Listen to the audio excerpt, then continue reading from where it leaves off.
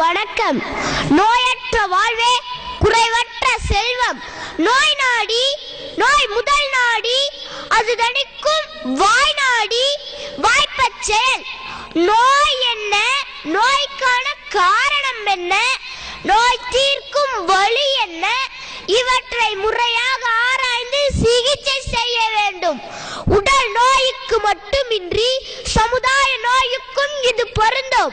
திராட்சை, முட்டைகோஸ், cauliflower, beetroot, தக்காளி, கேரட், கொண்டை கடலை, கத்திரிக்காய், வெண்டைக்காய், கொத்தமல்லி, புதினா, வெற்றிலை என நாம் அன்றாடம் விரும்பி உண்ணும் காய்கள் பழங்களின் புத்துணர்ச்சி குறையாமல் இருப்பதற்காக நாம் என்ன செய்கிறோம் தெரியுமா? என்ட்ரின், எகோலக்ஸ், சுமதியான், மாலதியான், பாரதியான், பாலித்தால், நுவோக்ரான், டெமக்ரான், டைட்டேன், ஹினோசான், மோனோக்ரோட்டோபான், என்டோசல்ஃபான் இப்படி விதவிதமான நச்சுத்தன்மை உடைய ரசாயனங்களை தெளிக்கிறோம். விஷம் தெளித்து விஷம் வளர்த்து விஷம் சுவைத்து வளர்கிறோம்.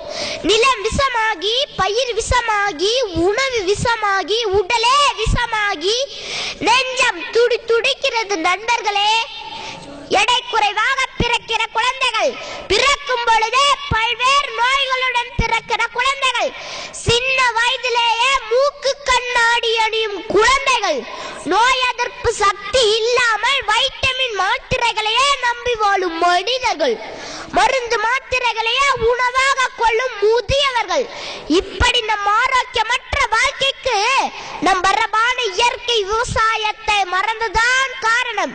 வெளிநாட்டு பூச்சிக்கொல்லி மருந்துகளும் செயற்கை உரங்களும் வாழ்க்கையே சூறையாடும் வெளிநாட்டு முதலாளிகளையும் எப்போது விரட்டி அடிக்க போகிறோம்? இச்சமூக நோய்தான் நம் உடலில் உள்ள அத்தனை நோய்களுக்கும் ஆரம்பம்.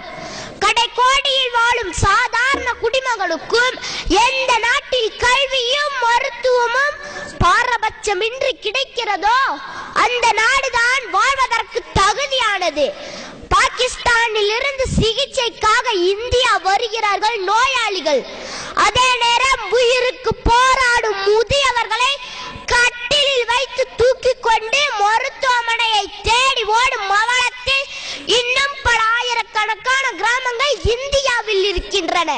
ஏழைகளுக்கு ஒரு மருத்துவம், பணக்காரர்களுக்கு ஒரு மருத்துவம், கிராம மக்களுக்கு ஒரு மருத்துவம், நகரவாசிகளுக்கு ஒரு மருத்துவம் என மருத்துவத்துக்குள்ளும் பாகுபாடு அதிகரித்து வருகிறது. இப்பாகுபாடே ஒரு சமூக நோய்தான். இன்று நம் நாட்டில் கணையம், கல்லீரல் வீங்கி, பார்வை சொருகி பாதி மனிதனாய் அலைபவர்களின் எண்ணிக்கை அதிகரித்து வருகிறது.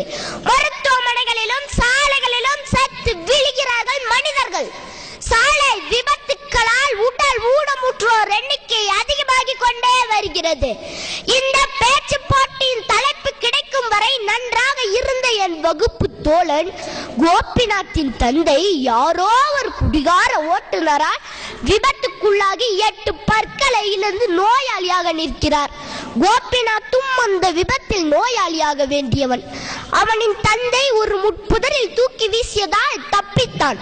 குடிவுயர கோன் உயரும் என்ற அவ்வை வாக்கை தப்பாய் புரிந்து கொண்டால் இப்படித்தான். இன்றைய தமிழர் வாழ்வில் பற்றி படர்ந்திருக்கும் பெருநோய் மதுவுக்கு அடிமையாகிவிட்ட மனோபாவம்.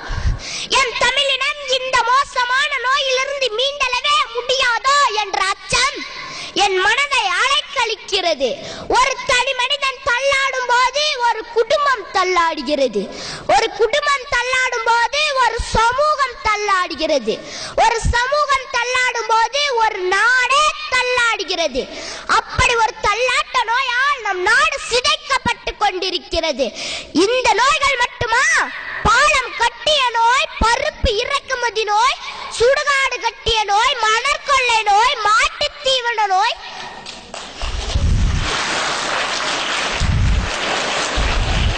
வங்கிக் கடன் நோய், சிமெண்ட் இறக்குமதி நோய், நிலக்கரி நோய், கற்குன்றுகள் களவாடிய நோய், ஸ்பெக்ட்ரா நோய் என பட்டியல் போட்டால் பக்கவாதமே வந்துவிடும்.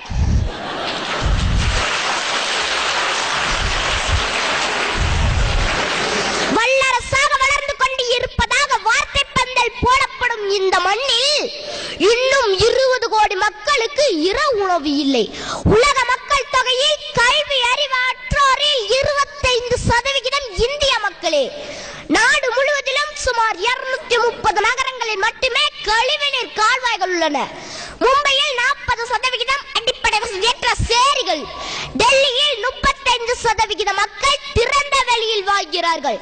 இன்னமும் 5 லட்சம் பேர் தலையில் மானம் சுமக்கிறார்கள். ஒரு பக்கம் பசித்தவனுக்கு உணவில்லை, இன்னொரு பக்கம் 50 மில்லியன் டன் உணவுப் பொருள் சேமிப்பு கிடங்கில் பயன்படுத்தாமல் வீணாகிறது. வறுமை, வேலையின்மை, கல்வியின்மை, அடிப்படை சுகாதாரமின்மை, நல்ல குடிநீர் இல்லாமை, மோசமான சுற்றுப்புற சூழல், நோய் என திரும்பும் திசையெங்கிலும் சமூக நோய்கள். இதோ ஒரு புது கவிதை. வாயில அழுக்கென்று நீர் எடுத்து கொப்பளித்தேன், கொப்பளிக்க கொப்பளிக்க வாயும் ஓயாமல் அழுக்கும் போகாமல் உற்று பார்க்கிறேன், நீரே அழுக்கு. அழுக்கு நீர் எடுத்து அழுக்கு நீர் எடுத்து 1000 முறை கொப்பளித்தாலும் வாயலுக்கு போகாது. 500 ரூபாய் நோட்டுக்காகவும் 200 மில்லி சாராயத்துக்காகவும் ஒரு பிரியாணி பொட்டலத்துக்காகவும் சாதிக்காரன் என்ற அபிமானத்துக்காகவும் வாக்களித்து தேர்ந்தெடுத்தால் நமது எந்த நோயும் ஒரு நாளும் தீராது.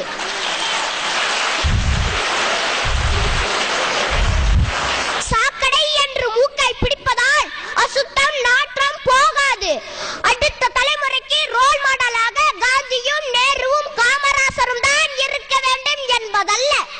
மாணவர்களாகிய நாமே அடுத்த தலைமுறைக்கு ரோல் மாடலாக அரசியலில் இருக்கலாமே.